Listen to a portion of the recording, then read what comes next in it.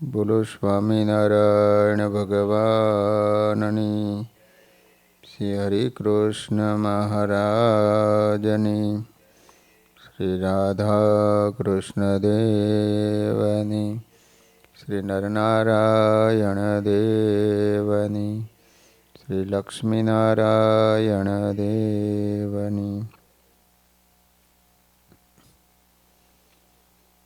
બધા જ હરિભક્તોને ઘણા ભાવથી જય સ્વામિનારાયણ. વાલા ભક્તજનો, આપણે આજે સદગુરુ ગોવિંદાનંદ સ્વામીનું ચરિત્ર શ્રવણ કરવાનું છે. મંજુકેશાનંદ સ્વામીએ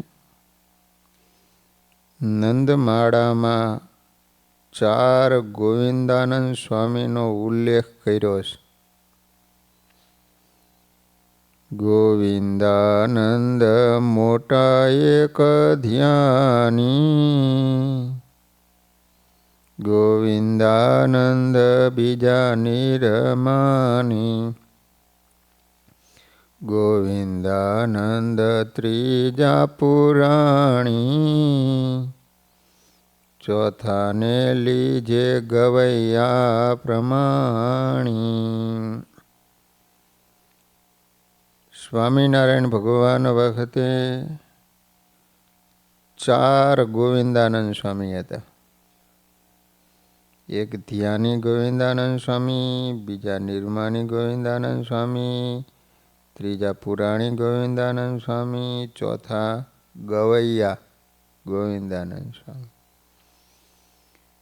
એમાં મોટા ગોવિંદાનંદ સ્વામી ધ્યાની હતા અને ભજનાનંદી હતા. તો અમે પ્રથમ આ ધ્યાની ગોવિંદાનંદ સ્વામી હતા એમનું ચરિત્ર આવે છે. તો આ ગોવિંદાનંદ સ્વામી કયા ગામના હતા? તો કે મહારાષ્ટ્રના પુના શહેરમાં પવિત્ર બ્રાહ્મણ કૃષ્ણ શર્મા અને લક્ષ્મીબાઈ રહેતા હતા. પુના છે ને, પુના મહારાષ્ટ્ર. એમની કુખે સંવંત 1784 વૈશાખ વદ સોમવતી અમાસ તારીખ 7/6/1728 સોમવારને દિવસ એક પુત્રનો જન્મ થયો. એનું નામ રાખવામાં આવ્યું ગોવિંદ શર્મા. બ્રાહ્મણ હતા.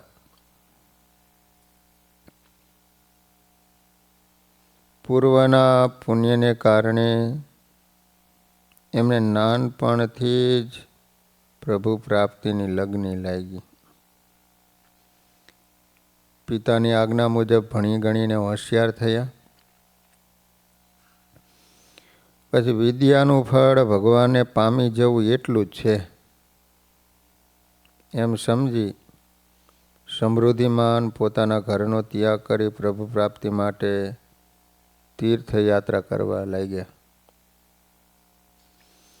તીર્થયાત્રા કરતાં કરતાં અયોધ્યા, ગોકુળ, વૃંદાવન, દ્વારકા વગેરે સ્થળે જઈ અને લોજમાં શ્રીહરિના ભેગા થયા.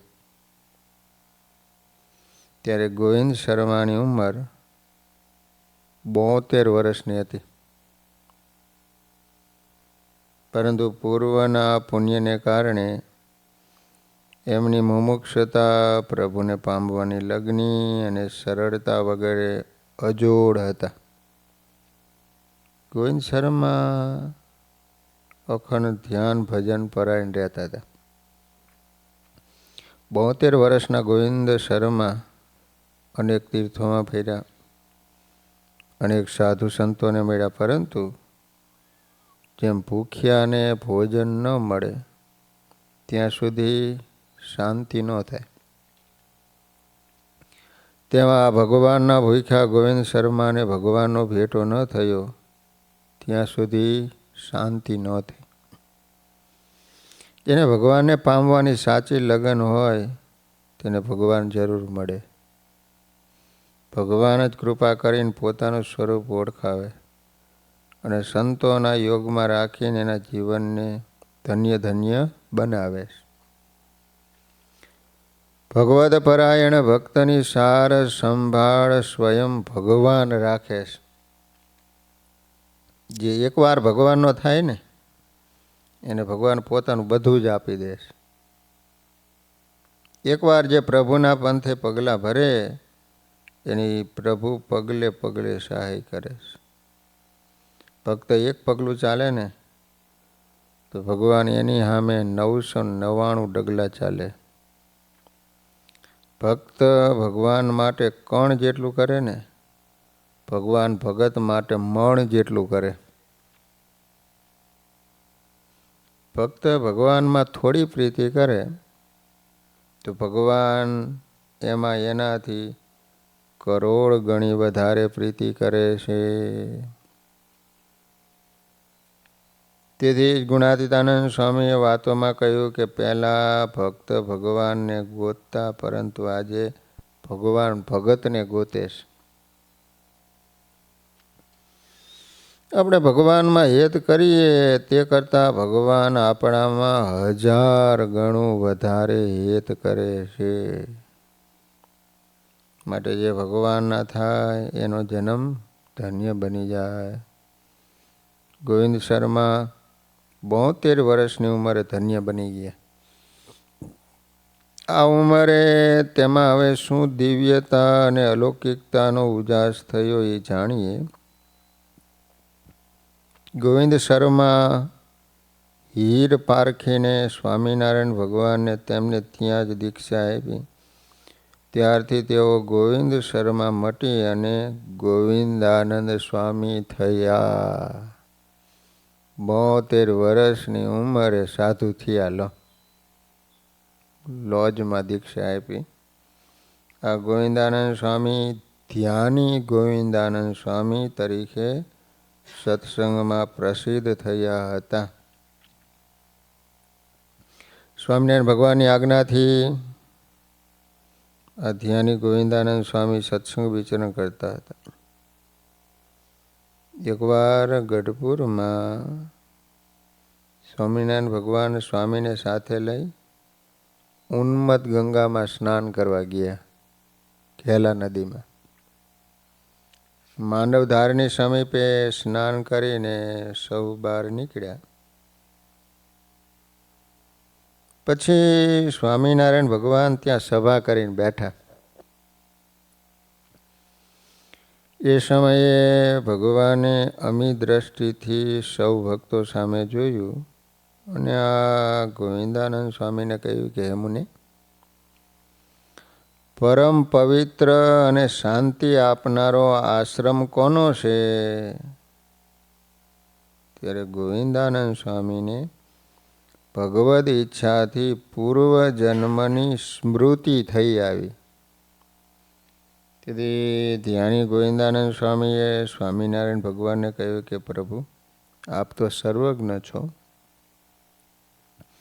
છતાં કહું છું કે આ આશ્રમ મારો છે. આગલા જન્મમાં ભૂમિ ઉપર હું માંડવ્ય નામે પ્રસિદ્ધ હતો. પૂર્વજન્મમાં માંડવ્ય ઋષિ થઈ ગયા. જ્યાં માંડવધાર છે ત્યાં આશ્રમ હતો. એ આશ્રમને કારણે ગામ વસ્યું, એ ગામનું નામ રાખવામાં આવ્યું માંડવધાર. ત્યાં માંડવ્ય ઋષિનો આશ્રમ હતો. તો આ ગોવિંદાનંદ સ્વામી કહે છે કે હું પૂર્વજન્મમાં માંડવ્ય હતો. મેં તપ કરીને આ સ્થળે બધા દોષોને ટાળી દીધા હતા. મને આપ પ્રાપ્ત થાવ એટલા માટે મેં પૂર્વે આ ગુપ્તાસાનુ પર્વતની ગુફામાં ઘણો સમય ઉગ્ર તપશ્ચર્યા કરી હતી. તે તપથી સર્વ દેવતાઓ મારા ઉપર પ્રસન્ન થયા. પછી આકાશવાણી થઈ, હે ભૂદેવ, તમારું વર્તમાન જીવન પૂરું થયા પછી કેટલાય વર્ષો જશે ત્યારે ભવિષ્યમાં તમને વિપ્ર કુળમાં બીજો જન્મ મળશે અને એ સમયે અક્ષરાધિપતિ પૂર્ણ પુરુષોત્તમ નારાયણ પ્રગટ થયા હશે. એ તમને લોજ ગામમાં મળશે. જેમ આ લોકના મનુષ્યને અમૃતમય ભોજન મળે અને જેટલો આનંદ થાય ને, એમ આકાશવાણી સાંભળીને મારા મનમાં અપાર આનંદ થયો. ગોવિંદાનંદ સ્વામી કહ્યું કે મહારાજ, ત્યારબાદ હું એક વખત ઋષિઓના સમુદાયની સાથે બદ્રિકાશ્રમમાં ગયો. ત્યાં આપની જ કાંઈ એવી ઈચ્છા હશે, તેથી દુર્વાસા ઋષિએ મરીચી આદિક ઋષિઓને શ્રાપ આપ્યો. એ શ્રાપ મને પણ લાગ્યો. ત્યારે હું સભામાં હતો. પછી પૂના શહેરમાં વિપ્ર કૃષ્ણ શર્મા અને એમના પત્ની લક્ષ્મીબાઈથી મારો જન્મ થયો. હું ગોવિંદ શર્મા નામે લોકમાં પ્રસિદ્ધ થયો. ભગવાનના દર્શનની ઈચ્છાથી તીર્થોમાં યાત્રા કરતો કરતો સૌ પ્રથમ લોજમાં આપને મળ્યો. આપે મને ત્યાં દીક્ષા આપી. મારું નામ ગોવિંદાનંદ સ્વામી પાડ્યું. ત્યારથી આરંભીને આજ સુધી હું આપની આજ્ઞાનું પાલન કરી રહ્યો છું. મેં મન, વચન, કર્મથી બધી જ રીતે આપની સેવા કરીશ. હું આપના ધ્યાન અને પૂજન વગેરેમાં પ્રેમથી રસ તરબોળ થઈને ડૂબો રહું છું. ત્યારે સ્વામિનારાયણ ભગવાને કહ્યું કે આ સ્વામી, તમારી સેવા, ભક્તિ અને આજ્ઞા ઉપાસનાની દ્રઢતાને હું પણ જાણું છું. એમ કહીને સ્વામિનારાયણ ભગવાન ગોવિંદાનંદ સ્વામીને ભાવથી ભેટ્યા. પછી સૌ સંતો ભક્તોની સાથે સ્વામિનારાયણ ભગવાન પાછા દાદા ખાચરના દરબારમાં પધાર્યા. સંવંત 1859 શ્રી હરિ સારંગપુરમાં રંગોત્સવ કરે છે. આવા સમાચાર ગઢપુરમાં ધ્યાની ગોવિંદાનંદ સ્વામીને મળ્યા. તે તેને નિષ્કુળાનંદ સ્વામીને સાથે રાખી સ્વામિનારાયણ ભગવાન માટે સુંદર ફૂલોના શણગાર બનાવ્યા. પ્રત્યેક ફૂલ ગૂંથતા ગૂંથતા તેઓ પ્રભુની પ્રેમ ભક્તિમાં ડૂબી જતા, ખોવાઈ જતા. તેમની આ ભક્તિની સુવાસ સારંગપુરમાં સ્વામિનારાયણ ભગવાનને આવી રહી હતી. તો શણગાર તૈયાર થતા ગઢપુરથી ગોવિંદાનંદ સ્વામી તથા નિષ્કુળાનંદ સ્વામી પુષ્પના શણગાર લઈને સારંગપુર આવ્યા. શ્રી હરિ સારંગપુરમાં રંગે રમીને નારાયણ કુંડે નાવા પધાર્યા હતા. સારંગપુરમાં નારાયણ કુંડ છે. ત્યાં ભગવાન ઘણી વાર નાયેલા છે. પ્રસાદીનો છે. નાહીને ત્યાંથી પાછા વળ્યા ત્યારે વચ્ચે ખીજડા નીચે સભા કરીને બિરાજમાન થયા હતા. તે સમયે ગોવિંદાનંદ સ્વામી અને નિષ્કુળાનંદ સ્વામી પુષ્પના શણગાર લઈને ત્યાં આવ્યા. સ્વામિનારાયણ ભગવાનને દંડવત કરી પગે લાગ્યા. પછી સ્વામિનારાયણ ભગવાન બોલ્યા છે, અમારા સારું શું ભેટ લાવ્યા છો? ત્યારે સંતો કહે, પુષ્પના શણગાર લાવ્યા છે. બંને સંતોએ ફૂલનો પોશાક શ્રીહરિને પહેરાયો. ભગવાન બહુ રાજી થયા. ત્યાંની ગોવિંદાનંદ સ્વામીની પ્રશંસા કરતા બોલ્યા કે એમની કાયા વૃદ્ધ છે, શરીર વૃદ્ધ છે, પરંતુ શ્રદ્ધા ભક્તિ યુવાનો કરતાં પણ અધિક છે. એમ કહી ગોવિંદાનંદ સ્વામીને બિરદાવ્યા. પછી ત્યાંથી જીવા ખાચરના દરબારમાં પધાર્યા. સારંગપુરના જીવા ખાચર હતા. ગઢપુરમાં જીવા ખાચર હતા. અને ગોવિંદાનંદ સ્વામીને પોતાની સાથે રાખીને જમાડ્યા. આ રીતે ધ્યાની ગોવિંદાનંદ સ્વામી અનેક વાર સ્વામિનારાયણ ભગવાનનો અને સંતો ભક્તોનો રાજીપો લીધો હતો. ઉન્મત્ત ગંગામાં વિહારીલાલજી મહારાજ એમનું વિસ્તૃત આખ્યાન આલેખતા કહે છે કે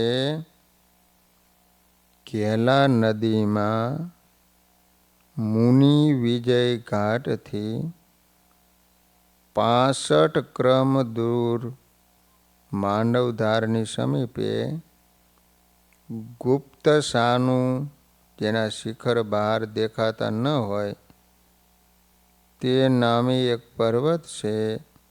એની ગુફામાં પૂર્વે માંડવ્ય ઋષિએ ભગવાનને પ્રસન્ન કરવા લૌકિક ભોગ સુખ આદિ છોડીને ઘણા લાંબા સમય સુધી તપ કર્યું હતું. એ ગુફાની આગળ એક વિશાળ શિલા છે. શિલા એટલે પથ્થર. એની આગળ ઘણા વિસ્તારવાળો સુંદર મોટો પાણીનો ધરો છે. આ ધરાના વચ્ચેના ભાગને માંડવ્ય ઘાટ કહેવાય છે. ત્યાં ગોવિંદ નામે તીરથ છે. એક સમયે સ્વામિનારાયણ ભગવાન આ ગોવિંદ તીર્થમાં સંતો ભક્તોને સાથે લઈને સ્નાન કરવા બધાય. શ્રી હરિએ ત્યાં વિશાળ શિલાની સમીપે રહેલા પાણીના ધરામાં સ્નાન કર્યું. સ્વામિનારાયણ ભગવાને ભક્તોને કહ્યું કે પૂર્વે અહીં માંડવ્ય ઋષિએ તપ કર્યું હતું, તેથી આ ભૂમિ ઘણી જ પવિત્ર છે. એમ કહી સ્વામિનારાયણ ભગવાન સ્નાન કરતા હતા. તે સમયે એને સામે કિનારે સાધુઓનું મંડળ દેખાયું. તે સ્વામિનારાયણ ભગવાને ભક્તોને પૂછ્યું, આ સંતોનું મંડળ ક્યાં સદગુરુનું? ત્યારે પાર્ષદ કાઈએ કહ્યું કે મારે આ સંત મંડળ તો ધ્યાની ગોવિંદાનંદ સ્વામીનું છે. તે સાંભળી શ્રી હરિ ખૂબ રાજી થયા. પછી ભગવાન બોલ્યા, અત્યારે અમને અમારા મિત્ર મળ્યા, ચાલો એમની હામાં જાય. આમ કહીને પોતાના આશ્રિતોને સાથે લઈ શ્રી હરિ ઉન્મત્ત ગંગાને ઉત્તર કિનારે પધાર્યા. તે સમયે ગોવિંદાનંદ સ્વામી ત્યાં આવી પહોંચ્યા. ભગવાને જોતા સ્વામીની આંખમાંથી પ્રેમના આંસોડાની ધારા વહેવા લાગી. શિષ્યોએ સહિત ગોવિંદાનંદ સ્વામી ભગવાનને ખૂબ ભાવથી પગે લાગ્યા. મહારાજ ભુજાઓ લંબાવી સ્વામીને ભાવથી ભેટી પડ્યા.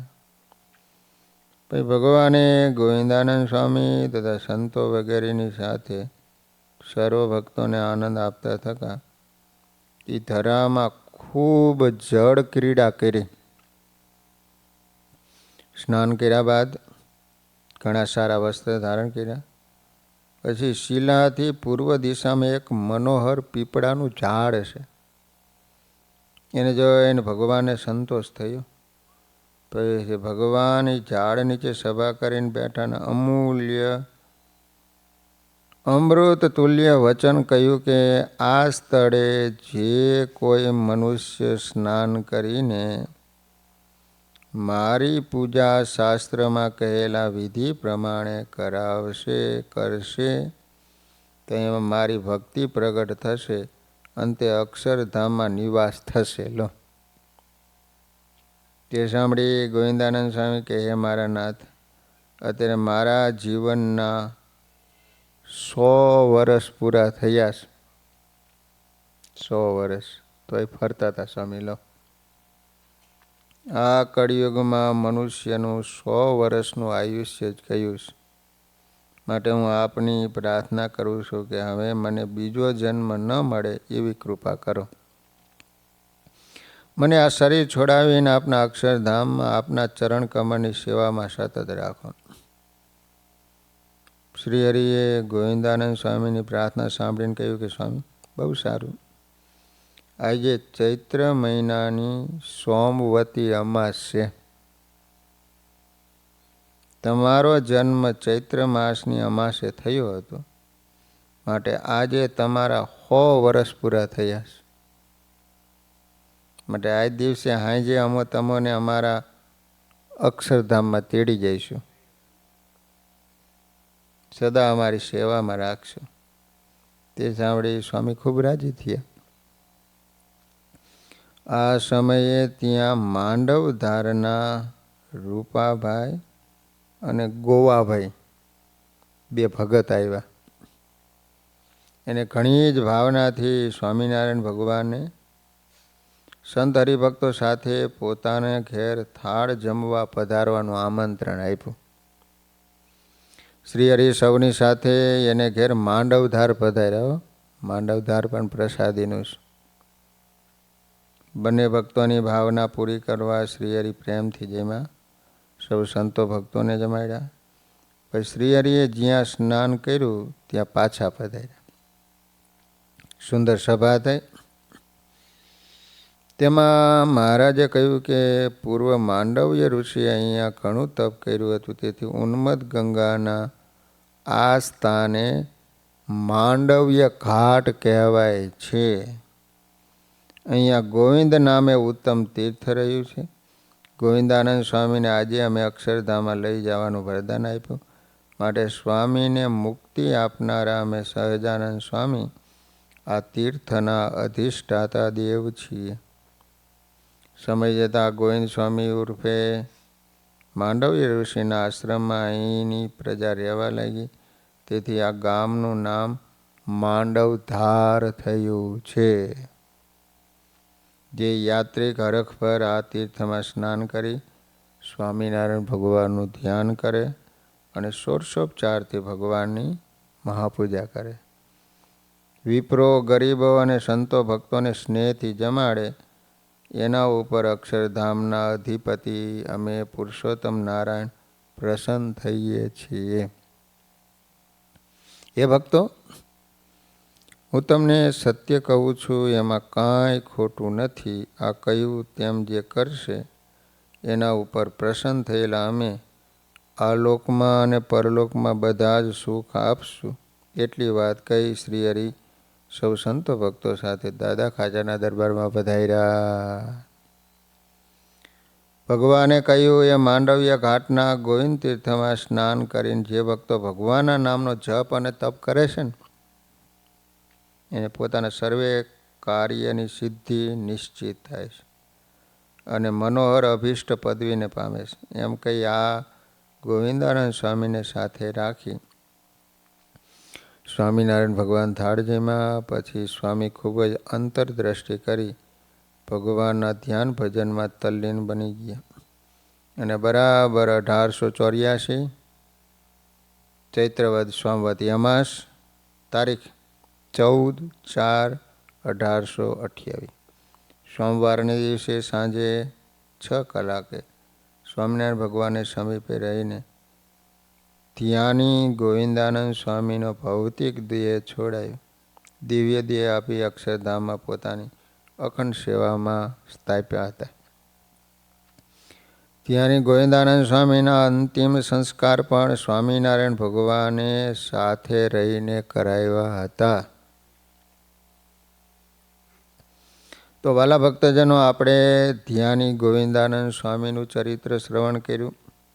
હવે સદગુરુ મોટા ગોવિંદાનંદ સ્વામીનું ચરિત્ર આવે છે. મોટા ગોવિંદાનંદ સ્વામી માલવ પ્રાંતના ઉજ્જૈન નગરના હતા. ઉજ્જૈન 12 જ્યોતિર્લિંગમાં અહીંયા એક જ્યોતિર્લિંગ છે. વિપ્રકુળમાં સંવંત 1824 વૈશાખ સુદ 30 તારીખ 19/4/1768 મંગળવારને દિવસે એમનો જન્મ થયો હતો. સ્વામિનારાયણ ભગવાનનો 1837, આમનો 1824, એટલે ભગવાન કરતાં મોટા હતા. એમના પિતાનું નામ ખુશાલરામ, માતાનું નામ ભાગ્યવતી. સ્વામીનું પૂર્વાશ્રમનું નામ ગોવિંદરામ હતું. તેઓ માતા પિતાના એકના એક લાડકવાયા પુત્ર હતા. તેથી એમના માતા પિતા એમને ખૂબ જ લાડકોડથી મોટા કર્યા અને પ્રેમથી ભણાવ્યા હતા. ગોવિંદરામ ભણી ગણીને હોશિયાર થયા. ભાઈ રામાયણ ભાગવત આદિ ગ્રંથોના સારરૂપે નિચેડ કાઢ્યો કે મોટા સંતને સેવી પ્રભુ પામી જાવું એટલું જ મનુષ્ય દેહનું કર્તવ્ય છે. ગોવિંદરામ સારા પુરાણી હતા. એમની વાણી ખૂબ પ્રભાવક હતી. ગોવિંદરામ ઘરબાર છોડી તીર્થયાત્રા કરતાં કરતાં અયોધ્યા ગયા. ત્યાં હનુમાનગઢીના મહંતના શિષ્ય બની એમની સાથે રહેવા લાગ્યા. હવે એમની વિદ્વતા, સાધુતા, સરળતા, મુમુક્ષુતા અને પ્રભુ પામવાની ભૂખ જોઈને એમના ગુરુએ એમને જ હનુમાનગઢીના મહંત તરીકે સ્થાપ્યા હતા. તેથી ગોવિંદરામ અયોધ્યામાં હનુમાનગઢીના રહેવાસી 400 વૈરાગીની જમાતના મહંત બન્યા. એકવાર મહંત ગોવિંદરામ અયોધ્યાથી દ્વારકાની યાત્રા કરવા સાતુ જમાતે સહિત નીકળ્યા. તે ફરતા ફરતા નાસિક ત્રંબક આવ્યા. ત્રંબકેશ્વર મહાદેવ. ત્યાંથી પંઢરપુર ગયા. ત્યારે ત્યાં પંઢરપુરમાં સ્વામિનારાયણ ભગવાન વરણી બેસે 2 માસ રહી પોતાનો પ્રતાપ ચમત્કાર દેખાડીને ચાલી નીસરેલા. પછી ત્યાં ગોવિંદરામે સાંભળ્યું કે અહીં એક યુવાન બ્રહ્મચારી આવ્યા હતા. એનું નામ નીલકંઠ બ્રહ્મચારી હતું. પંઢરપુરમાં ભગવાન 2 મહિના સુધી રોકાયેલા. ત્યાં વિઠુબાની મૂર્તિ છે અને ભગવાન ભેટેલા છે. ત્યાં આજે એક પીપળો છે. ત્યાં બ્રાહ્મણનું ઘર છે. એ સત્સંગી હતા એટલે એમને ત્યાં મંદિર જેવું નાની એવી મૂર્તિ પધરાવી છે. આજે પણ છે. નદીના કિનારે જ છે. એ ઐશ્વર્ય સંપન્ન મહાપુરુષ હતા. હાલમાં તેઓ ગુજરાતમાં જીવન મુક્તા નામથી વિચરે છે. આવું એમને સાંભળ્યું. યાત્રા અર્થે નીકળેલા મહંતને નીલકંઠ વર્ણીની વાત સાંભળી હૃદયમાં શાંતિ પથરાણી. પછી ગોવિંદરામે વિચાર્યું કે જેની વાત સાંભળવાથી આટલી શાંતિ થાય છે તો એના દર્શન સમાગમથી જરૂર મારો મોક્ષ થશે. માટે હવે મારે કોઈ પણ ભોગે એમના દર્શન સમાગમ સેવા કરીને મોક્ષ મેળવો. આમ લોકોની વાત સાંભળીને મહંત ગોવિંદરામને બ્રહ્મચારીને પામવાનું તાન જાગ્યું અને મહંતાય પદથી એમના અંતરમાં બહુ વૈરાગ્ય થયો. પછી બ્રહ્મચારીને ક્યારે મળશું એમ વિચાર કરી વૈરાગ્યના બળથી મહંતાય છોડી જમાતને મૂકીને રાત્રે એકાએકી ચાલી નીકળ્યા. પંઢરપુરથી ચાલેલા ગોવિંદરામના અંતરમાં સતત પ્રભુ મિલનનો તલસાટ ગુંજ્યા કરતો. વિચારોના વૃંદાવનમાં અખંડ ભગવાન રમ્યા કરતા. ક્યારે હું જીવન મુક્તાને મળું, મારા જીવનને ધન્ય બનાવું. આ લોચમાં તેવો રસ્તો કાપે જતા એક દિવસ ભિક્ષા માગી એક ગામને પાદર જમ્યા. પછી ત્યાંથી ચાલ્યા ને ત્યારે ત્યાં રસ્તામાં મહંત ગોવિંદરામની એક રાજકુરી મળી. એને ગોવિંદરામનું રૂપ જોઈને મોહ થયો. પછી એને એની માથે હીરા, માણેક, મોતી, ઝવેર વગેરેની ભરેલી માટલી હતી. તે ઉતારીને ગોવિંદરામના મોઢા આગળ મેલીને બોલી, આ મારી પાસે દ્રવ્ય છે, એ બધું તમને અર્પણ. તમે મારા પતિ, હું તમારી સ્ત્રી. તમે જેમ કહેશો એમ કરીશ. હવે તમારે ભિક્ષા માગવા જવું નહીં પડે. તે સાંભળીને મહંત ગોવિંદરામને વિચાર થયો, શાસ્ત્રમાં કહ્યું છે જે પ્રભુ ભજવા જાય અને સિદ્ધિઓ આડી આવે છે. તે મને આ સ્ત્રી રૂપી માયા સિદ્ધિ આવી એમ પોતાના મનમાં વિચાર કર્યો. પછી ચાલતા ચાલતા અરણ્યમાં એક નદી આવી. ત્યાં મહંત ગોવિંદરામે એ બાઈને કહ્યું, તું અહીંયા બેસ, હું બહિર્ભૂમિ જઈ આવું. એમ કહીને પોતાની પાસે એક વસ્ત્ર હતું એ બાઈને આપ્યું. પોતે ચાલી નીકળ્યા. તે રાજકુંવરી હરખાઈ. એના મનમાં એમ હતું કે હમણાં પાછા આવશે. કાંતા કનક સૂત્રેણ વેષ્ટિતમ સકલમ જગત તાસુ તેસુ વિરક્તવ્ય દ્વિભુજ પરમેશ્વર. કનક અને કામિની ચોકી આડી રામની રમતમાં એ જ લૂંટે. પરંતુ મહંત ગોવિંદરામની વાત અલગ હતી. એને પોતાનો માર્ગ સંભાળી લીધો. એક પછી એક ઝાડ ઝાંખરા જાડી વટાવતા ક્યાંના ક્યાંય નીકળી ગયા. કનક કાંતાને પગ તળે કચડી આખરે મહંત ગોવિંદરામે સોરઠના માર્ગે દોટ મૂક્યો. પ્રભુ પ્રાપ્તિના ઈશકને કારણે એમના પગલે પગલે માયાના રાગ રંગને ફગાવી દેવાની તાકાત પૂરતી હતી. પેલી સ્ત્રી વાટ જોઈને ચાલી નીકળી, અંતે જતી રહી.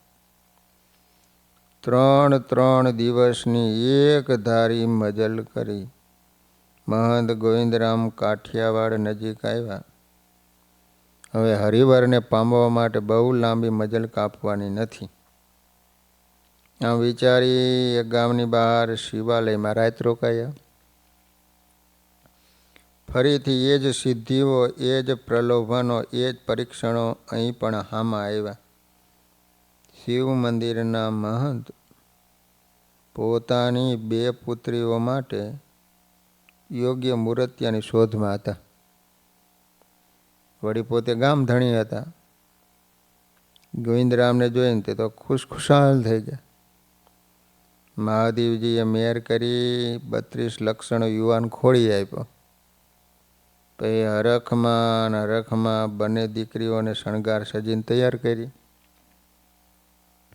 સવારે મહંત ગોવિંદરામ જ્યારે પ્રાતઃ કર્મથી પરવારી ધ્યાન કરવા બેઠા ત્યારે મહંતજીએ કન્યાઓને હામી લાવીને ઊભી રાખી.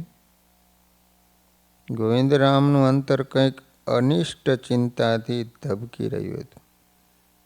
એમને આંખો ઉગાડી ત્યાં તો મહંતના શબ્દો કાને પડ્યો, ભૂદેવ, આજ તો અમે ધન્ય થયા કે તમારો ભેટો થયો. ભગવાનની લીલા જ કહો કે આપના જેવા સગા થવાનું અમને સદભાગ્ય સાંપડ્યું. આ મારી બંને દીકરીઓ છે, એનું પાણી ગ્રહણ કરો. આવો સમય ફરી નહીં મળ્યો.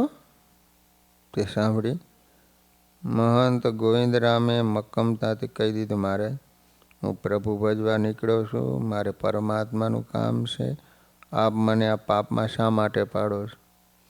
તે સાંભળી મહંત કહે, તમે મારી વાત નહીં સ્વીકારો. ત્યારે તેમણે મક્કમતાપૂર્વક ના પાડી. તેથી મહંતે અત્યંત દુરાગ્રહથી કહ્યું, કાં મારી કન્યા સાથે લગ્ન કરો અથવા તો બંદીખાનું ગ્રહણ કરો. ભૂદેવ, 2માંથી તમારા માટે એક માર્ગ છે, કાં જેલમાં કાં પછી છોકરીઓ હારે લગ્ન કરો. હું આ ગામનો ધણી છું, માટે વિચારી લેજો. પરંતુ મહંત ગોવિંદરામને એની કોઈ અસર નહોતી.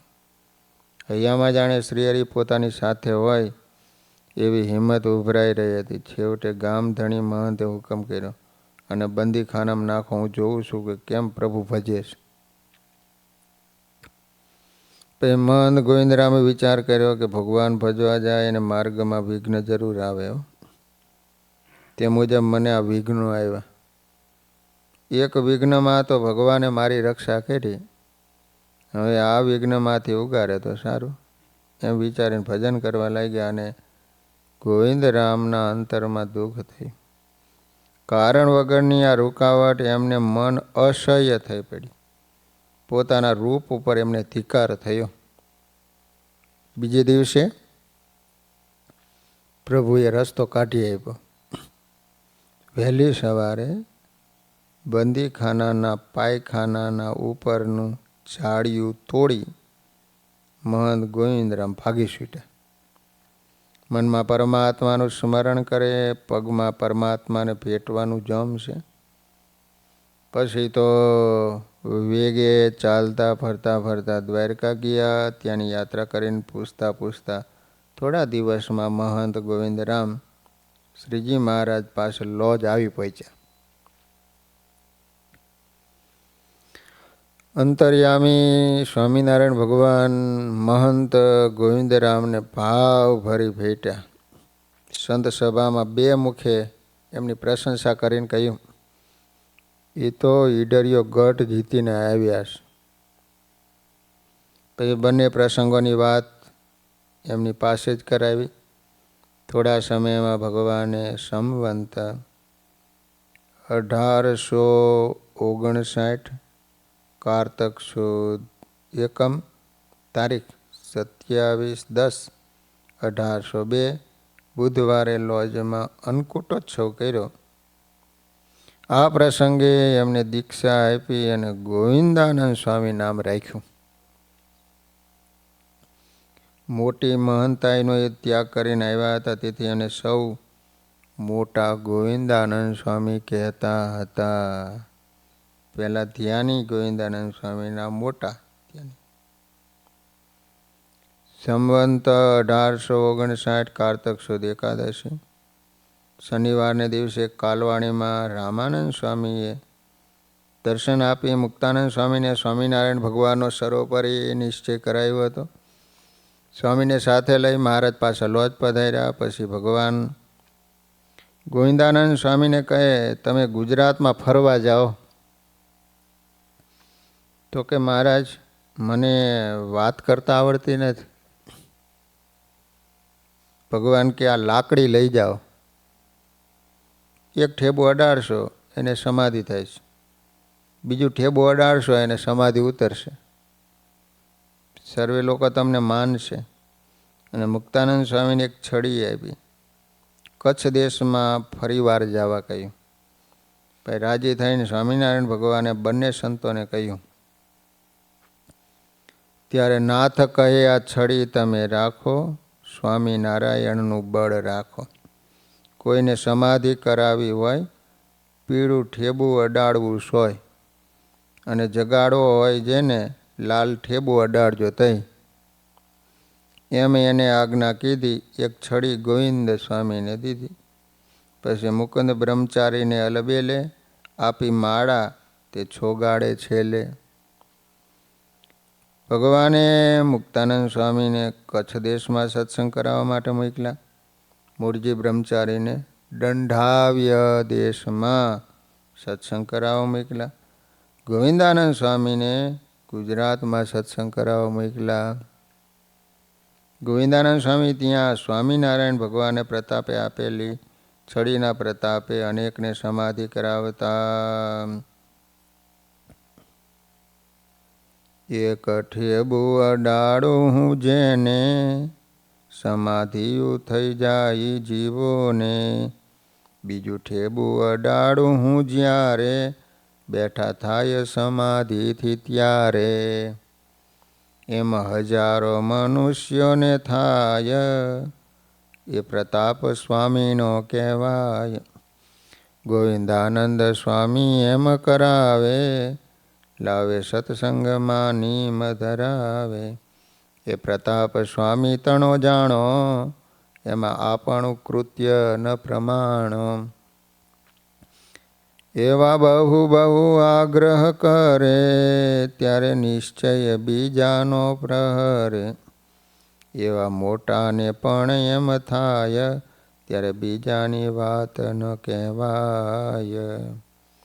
સ્વામિનારાયણ ભગવાનના પ્રતાપે ગોવિંદાનંદ સ્વામી અનેકને શ્રીજી મહારાજનો નિશ્ચય કરાવતા. પરંતુ ગોવિંદાનંદ સ્વામીને જ્યારે સ્વામિનારાયણ ભગવાન વિચરણ કરતાં કરતાં અમદાવાદ આવ્યા, ત્યાં સ્વામિનારાયણ ભગવાનનો અતિશય પ્રતાપ જોયો.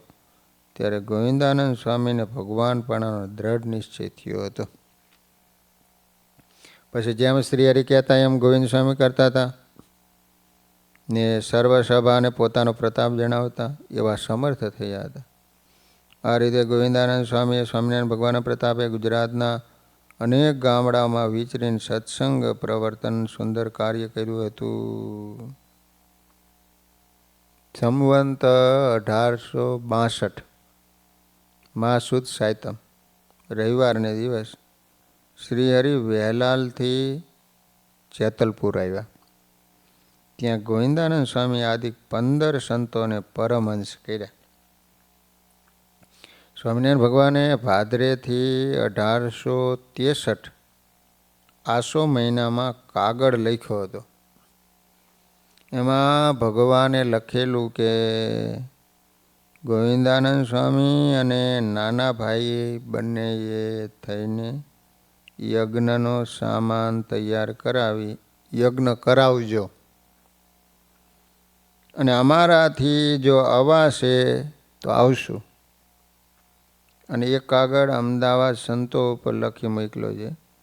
ગોવિંદાનંદ સ્વામી યજ્ઞ કરાવે છે, તમોને તેડાવે તો જજો, નહીં તો બેઠા હરિગુણ ગાઈજો. પછી યજ્ઞનો સામાન પૂરો કરાવીને ગોવિંદાનંદ સ્વામી તથા નાના ભાઈ યજ્ઞ કરાયો. સૌ સંતોને બોલાવ્યા. યજ્ઞ બહુ સારો થયો, પરંતુ સ્વામિનારાયણ ભગવાનથી એમાં અવાણું નહીં. આ યજ્ઞમાં 2000 રૂપિયા વધ્યા. ભાઈ ગોવિંદાનંદ સ્વામી તથા નાના ભાઈ બંને જણે વિચાર કર્યો છે, આપણે ક્યારેક સ્વામિનારાયણ ભગવાનને કામ પડે ને ત્યારે આપવા, પણ અમથા ન આપવા. કેમ કે મહારાજ અમથા વાપરી નાખે એમ જાણીને નાના ભાઈને ત્યાં રૂપિયા મૂક્યા હતા. પછી સૌ સંઘને સાથે લઈને ગોવિંદાનંદ સ્વામી સ્વામિનારાયણ ભગવાનના દર્શન કરવા ગઢપુર આવ્યા. ત્યાં સભામાં મહારાજને દંડવત કરીને પૈકી લઈ ગયા. સૌ સભામાં બેઠા. પછી ગોવિંદાનંદ સ્વામીએ સ્વામિનારાયણ ભગવાનને કહ્યું કે મહારાજ, તમે જેતલપુર યજ્ઞમાં પધાર્યા નહીં? અમે 6 મહિના દાખલો કરીને યજ્ઞ કર્યો. તે સાંભળી સ્વામિનારાયણ ભગવાન કે સ્વામી, એવા યજ્ઞ તો અમે ચાલતા કરીએ. ત્યારે ગોવિંદાનંદ સ્વામીને સંકલ્પ થયો, ભગવાન તો ખરા પણ નાના ખરા ને. તે પછી સ્વામિનારાયણ ભગવાને સભામાં પૂછ્યું, ગોવિંદાનંદ સ્વામી, યજ્ઞ કર્યો એમાં કાંઈ વધ્યું? સ્વામી કે ના મહારાજ, દરની માટી દરમાં હમાઈ ગઈ, કાંઈ વધ્યું નથી. તે સ્વામિનારાયણ ભગવાને 2-3 વાર પૂછ્યું, તો પણ સ્વામીએ તો ના ને ના જ કહી. પછી સભામાંથી પર્વતભાઈની 10 વર્ષની દીકરી બેઠી હતી. ઊભી થઈને બોલી, હે ગોવિંદાનંદ સ્વામી, તમે નાના ભાઈના ઘરે 2000 રૂપિયા મળ્યા છે, અને સ્વામિનારાયણ ભગવાન ક્યારના પૂછે છે, ના કેમ પાડો છો? તો સ્વામિનારાયણ ભગવાન કહે, ગોવિંદ સ્વામી, ઓલી છોડી શું કહે છે? ગોવિંદાનંદ સ્વામી, છોડી શું કહે, એ તો એમાં રહીને તમે જ કહો છો. પછી ગોવિંદાનંદ સ્વામી કહ્યું કે અમારે નાના ભાઈને ત્યાં 2000 રૂપિયા મૂકેલા છે, તે રૂપિયા લાવી સ્વામિનારાયણ ભગવાનને આપ્યા. તેથી ભગવાન રાજી થયા. એટલે પછી સંવંત 1865 ભગવાને જેતલપુર યજ્ઞ કર્યો. ત્યારે યજ્ઞની જવાબદારી પણ શ્રી હરિ આનંદાનંદ સ્વામી અને ગોવિંદાનંદ સ્વામીને સોંપી. તે યજ્ઞ કેવી રીતે થયો એ અમે જાણીએ. સંવંત 1865 પોષ મહિનામાં કડકડતી ઠંડી હતી. એક વખત ભગવાન અમદાવાદથી અસલાલી જતા હતા. રસ્તામાં ગોવિંદ સ્વામીએ કહ્યું કે મહારાજ, આજે તો સંક્રાંતિ કહેતા મકર સંક્રાંતિ છે, ઉત્તરાયણ. તે જેતલપુર જઈએ. ત્યારે સ્વામિનારાયણ ભગવાન અસલાલી થઈને જેતલપુર જવા ચાલ્યા. ત્યાં રસ્તામાં ગોવિંદાનંદ સ્વામીએ કહ્યું કે મહારાજ અમારે યજ્ઞમાં બહુ દાખલો થઈ પડ્યો, બહુ મહેનત કરવી પડી હતી. ભગવાન કહે અરે એમાં તે શું, યજ્ઞ તો અમે ચાલતા કરીએ. ત્યારે ગોવિંદ સ્વામી કહે ભગવાન તો ખરા પણ નાના બાળક છે, વ્યવહારમાં ન સમજે. પછી ભગવાને કહ્યું સ્વામી આજે સંક્રાંતિને દિવસે શું પુણ્ય કરવું જોઈએ? સ્વામી કે આજ તો બ્રાહ્મણ જમે તો પુણ્ય સારું થાય. ભગવાન કહે ત્યારે આપણે બ્રાહ્મણોને નોતરા દઈએ. એમ કહીને માર્ગમાં જે ગામ આવ્યા ત્યાં બ્રાહ્મણોને નોતરા દીધા. જેતલપુર સીધા લેવા આવજો. સ્વામિનારાયણના નોતરા હાગમટે સૌને હે. પછી જેતલપુર જઈ દેવ સરોવરને કાંઠે મોલ છે ને, ત્યાં મોજ બાંધીને સીધાનો સામાન ભેગો કરવા માંડ્યો. 15 મણ ઘીના કુડલા મૂક્યા, 6 મણ ઘઉંના લોટનો ઢગલો કર્યો. એ પ્રમાણે દાળ, ભાત, ગોળ હતો. એ વખતે ત્યાંના હરિભક્તો મૂળજીભાઈએ કહ્યું કે મહારાજ આ 15 મણ ઘી છે કેમ પૂરું થઈ છે? ભગવાન કે નદીમાં પાણી ચાલ્યું જાય છે, કૂવા માથે કો ચાલ્યા કરે છે, પણ એમાંથી પાણી ખૂટતું નથી. કોણ પૂરું કરતું હોય છે? માટે તમે એ કુંડલા ત્રાસા કરી રાખજો, નીચે તપેલા રાખજો. તે ભરાઈ રહે ત્યારે બહાર લાવીને એમાંથી સીધામાં આપજો. લોટ વગેરે પણ અખૂટ રહેશે, ચિંતા કરતા નહીં. એ પ્રમાણે કુડલા રાખી મૂક્યા. એમાંથી અખંડ ઘી આવ્યા કર્યું. 500 મણના સીધા એક દિવસમાં દેવાણા. યજ્ઞ કરવો શરૂ કર્યો. 18 દિવસ સુધી બ્રાહ્મણો જમ્યા, પણ સીધાનો સામાન એટલો ને એટલો રહ્યો, લગારે ખૂટ્યો નહીં. તે બધું જોઈને ગોવિંદાનંદ સ્વામીને એમ થયું સ્વામિનારાયણ ભગવાન તો પુરુષોત્તમ નારાયણ છે. આવો અનંતકોટી બ્રહ્માંડમાં સર્વે અવતારના અવતારી, સર્વે ઈશ્વર અને જીવોનું કણેથું સ્વામિનારાયણ ભગવાન પૂરું કરે. એવા સહજાનંદ સ્વામીનો વાદ કોણ કરી શકે છે? ભાઈ 18 દિવસે યજ્ઞ પૂરો થયો.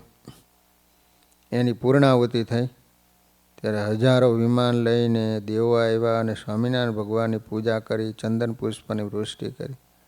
તે જોઈને ઘણા બ્રાહ્મણોને સત્સંગ થયો. સાંજે સભા થઈ ત્યારે ભગવાને બ્રાહ્મણોને હજારો રૂપિયાની દાન દક્ષિણા આપી. એ વખતે આકાશમાંથી એક તેજનો ગોળો ભગવાનની પાસે આવ્યો. એમાંથી 3 ગોળા થયા અને પાછા આકાશમાં ચડી ગયા. આવો ચમત્કાર જોઈને ઘણા માણસો હરિભગત થયા હતા. ગોવિંદાનંદ સ્વામીએ સ્વામિનારાયણ ભગવાનના આવા અનેક પરચા જોયા હતા, દિવ્યતાનો અનુભવ કર્યો હતો, પરંતુ તેઓ ઉંમરમાં મોટા હતા અને 400 સાધુના મહંત હતા. તેથી પાછો મનુષ્ય ભાવ આવી જાતો. એકવાર તેરા ગામમાં, કચ્છમાં આવ્યું ને, સ્વામિનારાયણ ભગવાને સંતોને એકાગ્રતાથી ધ્યાન કરવાની વાતો કરી. પછી ગોવિંદાનંદ સ્વામી બોલ્યા કે મહારાજ ઉપવાસ કઠણ પડે છે. શ્રી હરિએ કહ્યું કે તમારે સ્ત્રી અડી જાય તોય ઉપવાસ ન કરવો. ત્યારે ગોવિંદાનંદ સ્વામી બોલ્યા કે મહારાજ મારે તો કાંઈ નહીં, એ તો નરસિંહ આનંદ સ્વામી કહેતા હતા.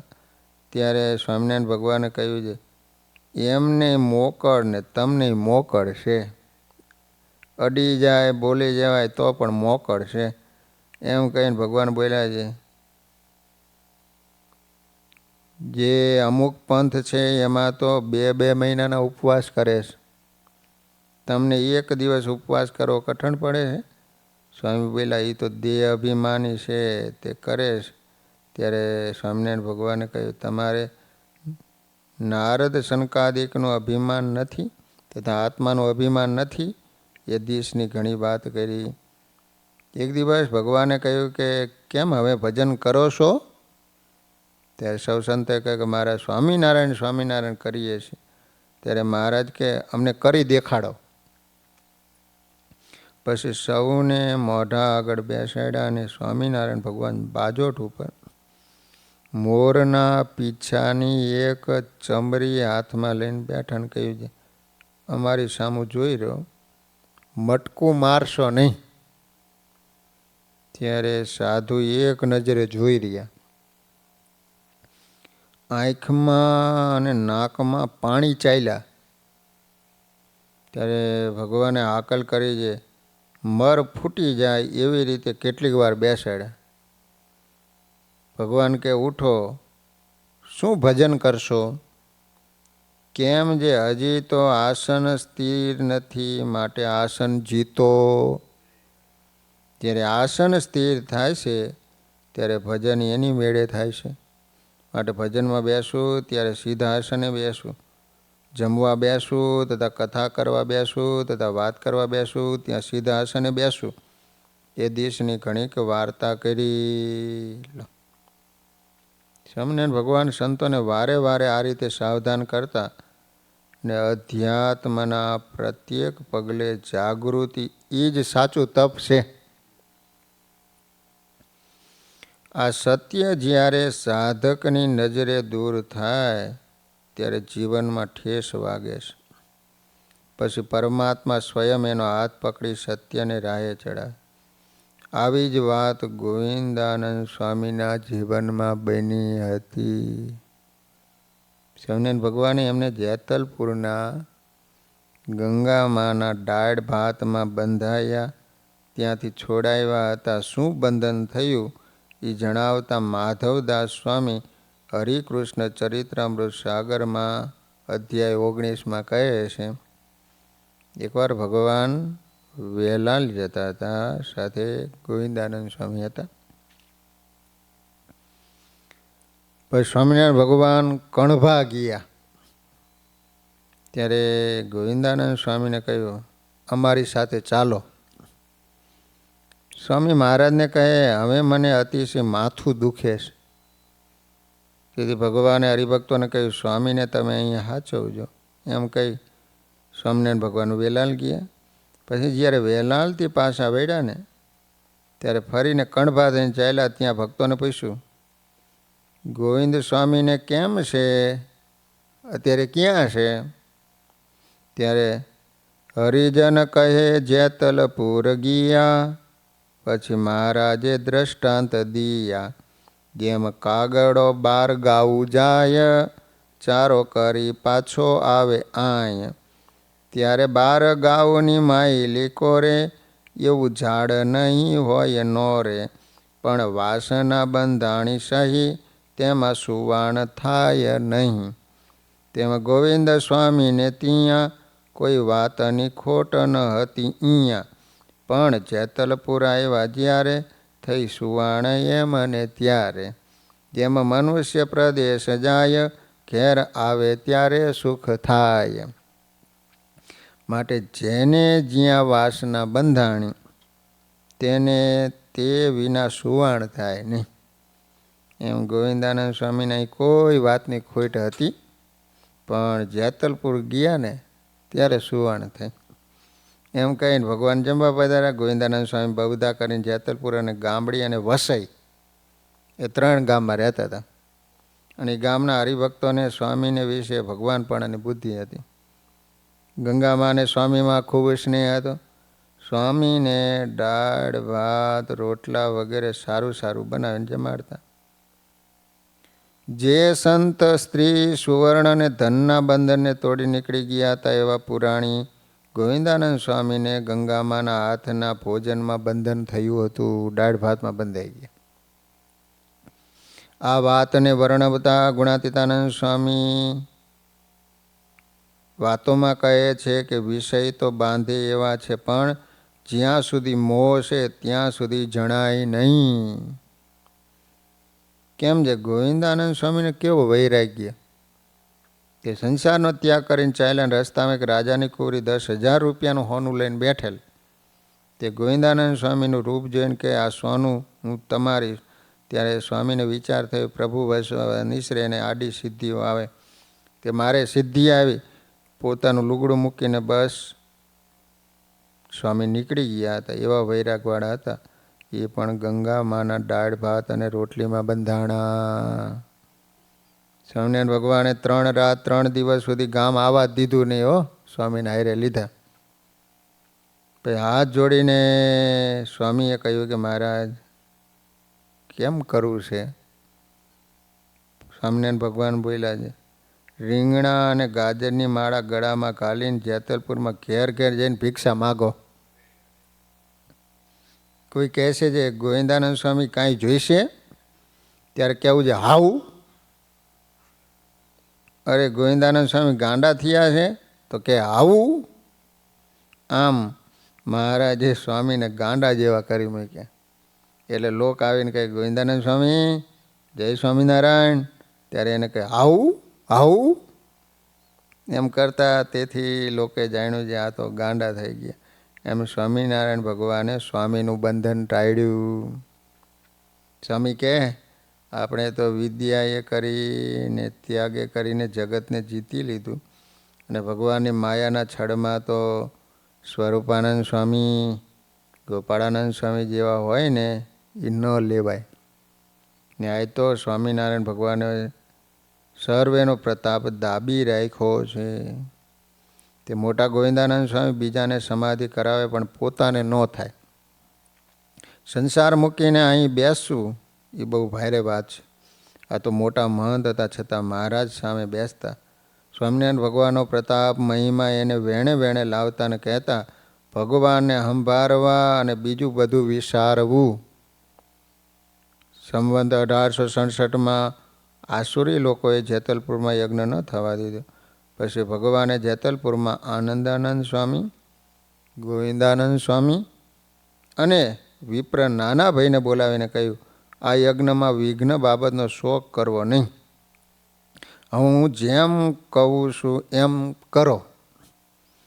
તાંબા, પિત્તળ અને લોઢાના મોટા વાસણ જેના લાવ્યા છો એને પાછા સોંપી દો.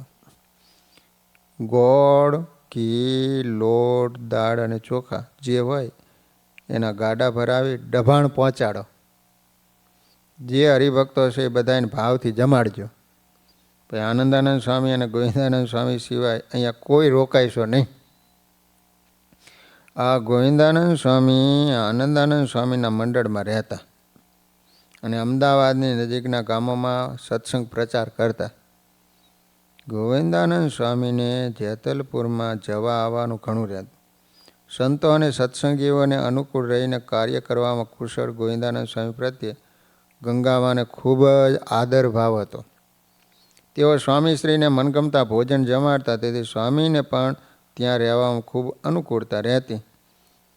સ્વામિનારાયણ ભગવાને સાવધાન કર્યા પછી તેઓ આજીવન નિર્બંધ રહ્યા હતા.